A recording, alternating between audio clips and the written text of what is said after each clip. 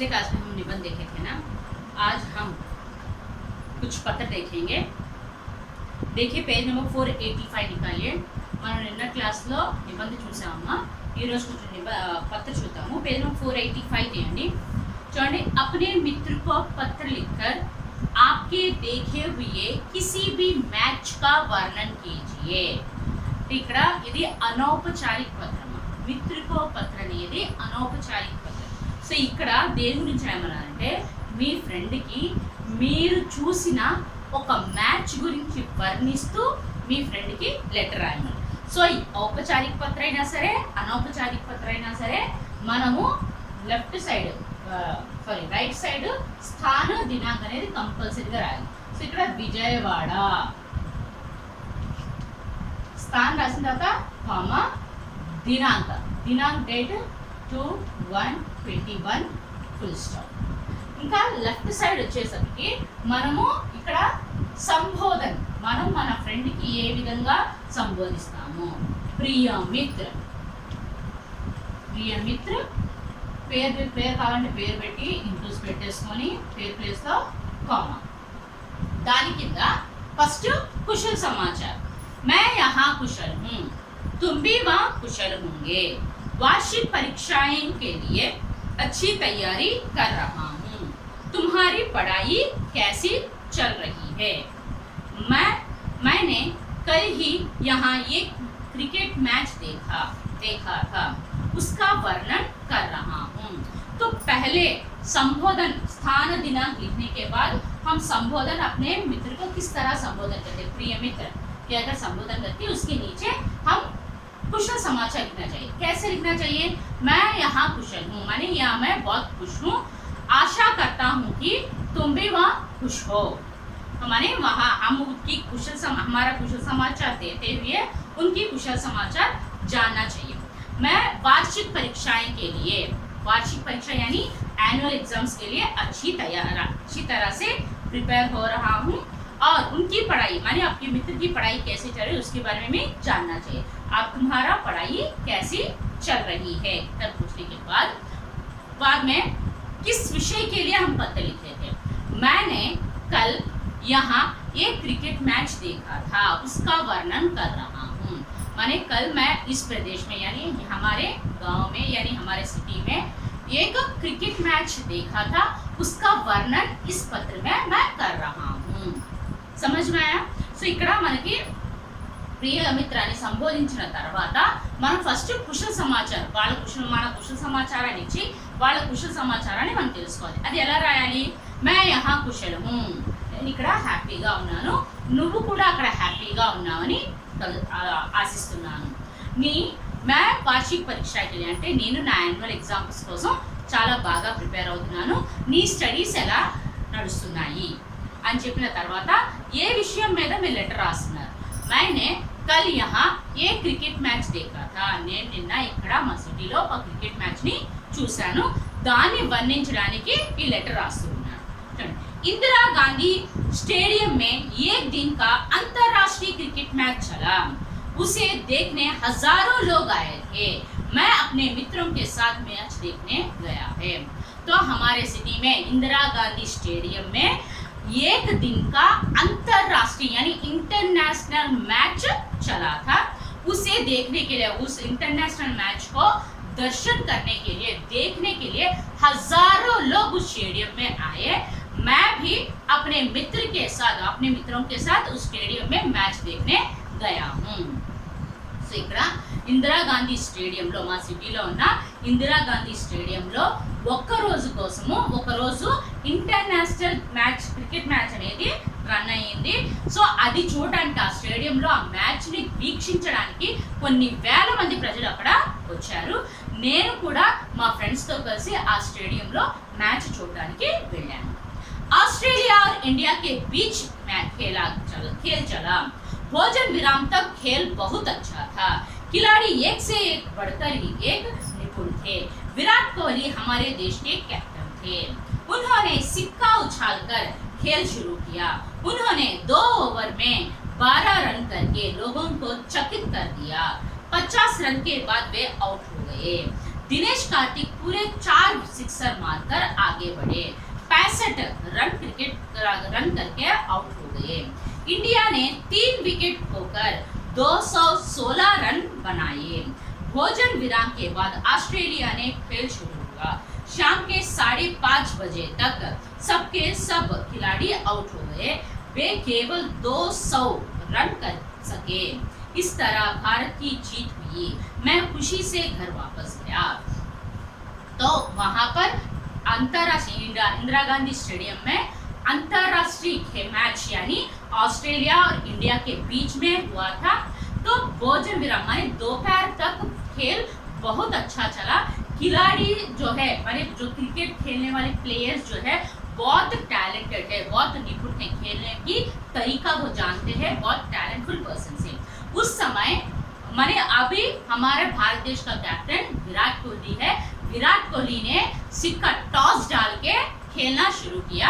तो हम लोग पहले बैटिंग किए, इंडिया बैटिंग की।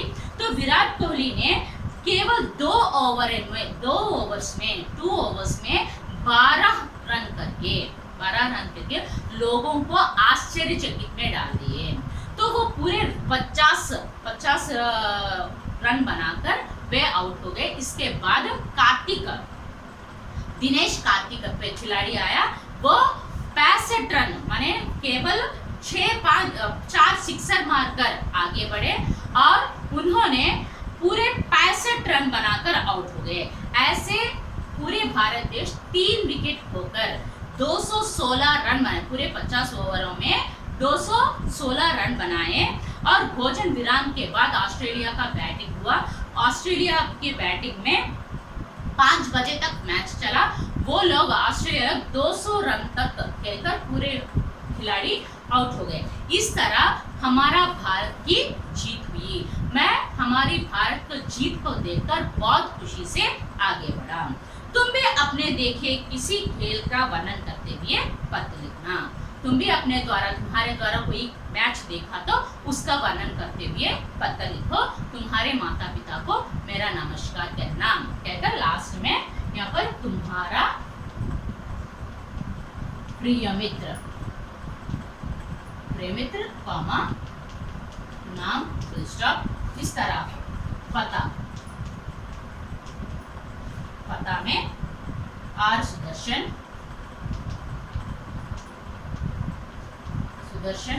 कॉमा 10वीं कक्षा कॉमा जीपा high school comma Kakinada. Okay, so ఇక్కడ ఆస్ట్రేలియా ఆ ఇందిరాగాంధీ స్టేడియంలో ఆస్ట్రేలియాకి ఇంకా భారతదేశానికి మధ్య పోటీ జరిగింది, మ్యాచ్ అనేది జరిగింది. మధ్యాహ్నం వరకు భోజనం ఆఫ్టర్నూన్ లంచ్ వరకు గేమ్ అనేది చాలా ఆసక్తికరంగా ఆడారు. ఖిలాడి ప్లేయర్స్ కూడా ఒకరికొకరు చాలా టాలెంట్ఫుల్ పర్సన్స్. వాళ్ళ టాలెంట్ని అక్కడ ఆ మ్యాచ్ చక్కగా చూపించారు. మన భారతదేశానికి కెప్టెన్ విరాట్ కోహ్లీ తను టాస్ని వేసి మనం బ్యాటింగ్ ఎంచుకున్నారు. సో ఫస్ట్ బ్యాటింగ్ ఇండియా కావటం వల్ల విరాట్ కోహ్లీ ఒక 2 ఓవర్లోనే 12 రన్స్ తీసి అందరినీ కూడా ఆశ్చర్యపరిచారు. ఆయన మొత్తంగా 50 రన్స్ చేసి ఆయన అవుట్ అయిపోయారు. ఆ తర్వాత దినేష్ కార్తిక్ వచ్చారు. దినేష్ కార్తిక్ కూడా దగ్గరగా ఒక 4 సిక్సర్లు కొట్టి ఆయన మ్యాచ్ని ముందుకు జరిపాడు. సో ఆ తర్వాత ఆయన కూడా దగ్గరగా 65 రన్స్ తీసి ఆయన కూడా అవుట్ అయిపోయారు. మొత్తంగా మన భారతదేశంలో 3 వికెట్స్తో పాటు మొత్తం 216 రన్స్ చేయడం జరిగింది.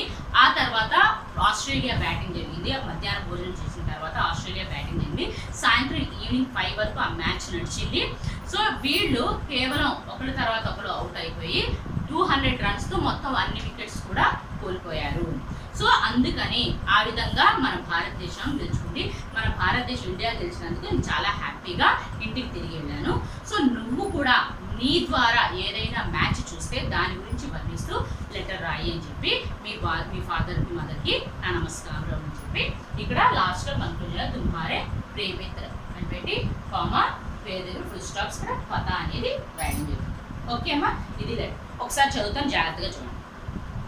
अपने मित्र को पत्र लिखकर आपके देखे हुए किसी भी मैच का वर्णन कीजिए। विजयवाड़ा। प्रिय मित्र श्रीनु, मैं यहाँ कुशल हूँ, तुम भी कुशल होंगे। वार्षिक परीक्षा के लिए अच्छी तैयारी कर रहा हूँ। तुम्हारी पढ़ाई कैसी चल रही है? मैंने कल ही यहाँ एक क्रिकेट मैच देखा था, उसका वर्णन कर रहा हूँ।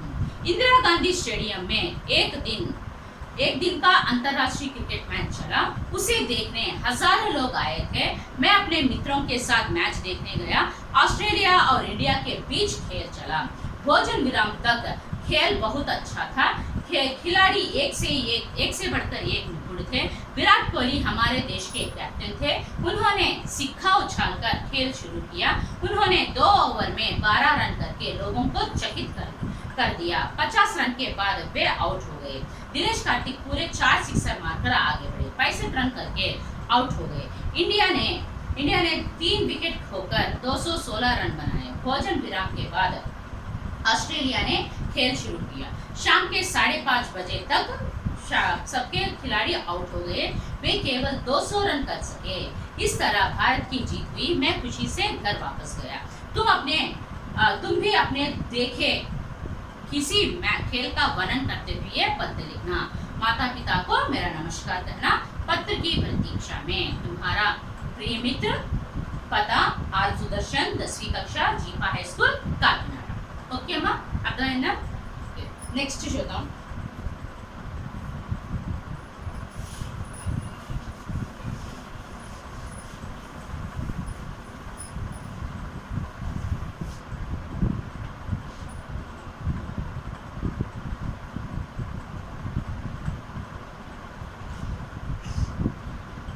नेक्स्ट చూడమ్మా. बीमारी मित्र से मिलने जाने के लिए विद्यालय से 1 दिन की छुट्टी चाहिए। वर्ग अध्यापक को पत्र लिखकर प्रार्थना कीजिए। సో మీ ఫ్రెండ్కి హెల్త్ బాగాలేదు, సో తనని చూడటానికి వెళ్ళటానికి స్కూల్లో ఒకరోజు లీవ్ అడుగుతూ మీ క్లాస్ టీచర్ని రిక్వెస్ట్ చేస్తూ లెటర్ రాయాలి. సో ఇది స్థాన దినాంకం. మనం ఇది ఔపచారిక పత్రం. మనం ఇందాక మిత్రుల పత్ర అనేది అనౌపచారిక పత్రం, ఇది ఔపచారిక పత్రం. కక్షా అధ్యాపకేనం అంటే మనం ఎవరికి లెటర్ రాయాలో జాగ్రత్తగా చూసి రాయాలి.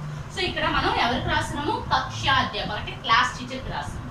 సో ఏ లెటర్ అయినా సరే మనం రైట్ సైడ్ ఏం రాయాలి? స్థాన దినాంకం.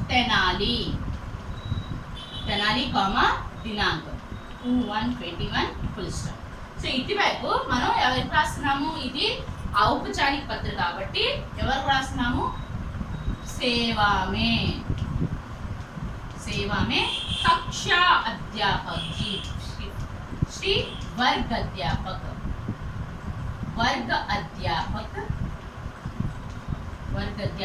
कमा 10वीं कक्षा ये कमा श्री सिद्धार्था हाई स्कूल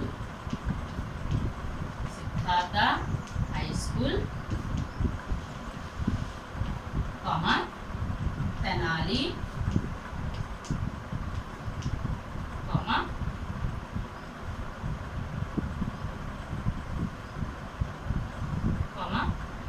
इसके नीचे फुल स्टॉप పెట్టేసానే. దీనికి కింద సంబోధన పూజ్య లేకపోతే मान्य महोदय तरिंदा सादर प्रणाम ఇలా సంబోధించి ఫుల్ స్టాప్ పెట్టాలి. తర్వాత सेवा में निवेदन है कि मेरे मित्र सुधाकर कल दोपहर से बहुत बीमार है। मुझे ज्ञात हुआ कि अस्पताल में भर्ती किया गया है। उसे मिलने अमलापुरम जाना है। अतः दिनांक को 1 दिन की छुट्टी देने की कृपा करें। आशा करता हूँ कि जरूर मंजूर करेंगे। धन्यवाद। सो मैं आपसे विवरण दे रहा हूँ, मैं आपसे प्रार्थना कर रहा हूँ कि मेरे मित्र सुधाकर की तबीयत यानी बीमार है। वो बहुत दोपहर से उसकी हालत बहुत खराब हुआ है। मुझे मालूम हुआ कि उसे हॉस्पिटल में भर्ती की गई है।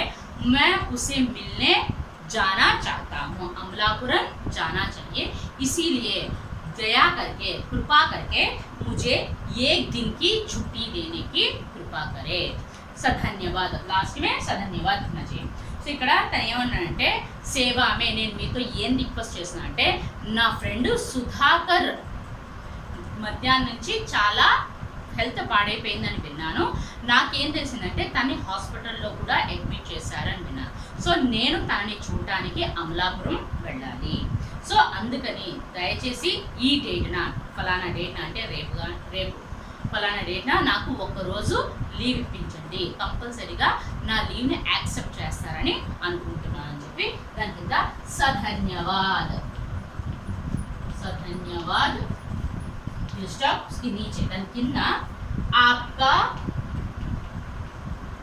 विनम्र छात्र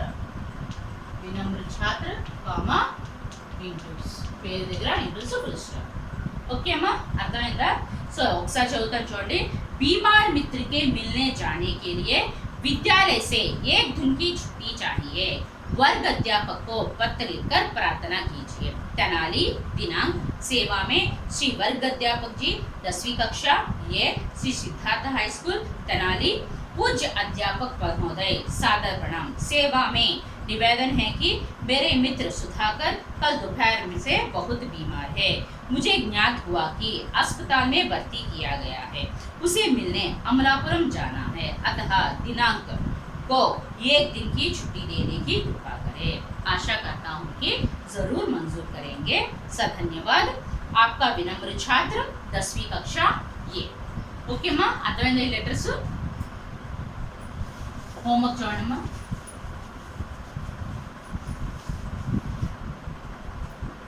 होमवर्क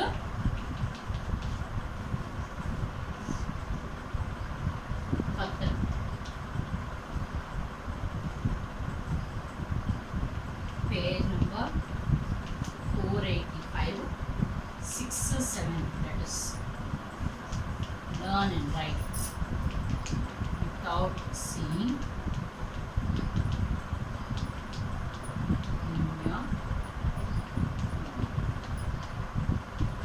ఓకేమ్మా పేజ్ నెంబర్ 485లో 6-7 లెటర్స్ చదివి చూడకుండా మీ నోట్బుక్స్లో రాయండి నెక్స్ట్ క్లాస్లో మళ్ళీ కలుద్దాం ఓకేమ్మా థ్యాంక్ యూ బాయ్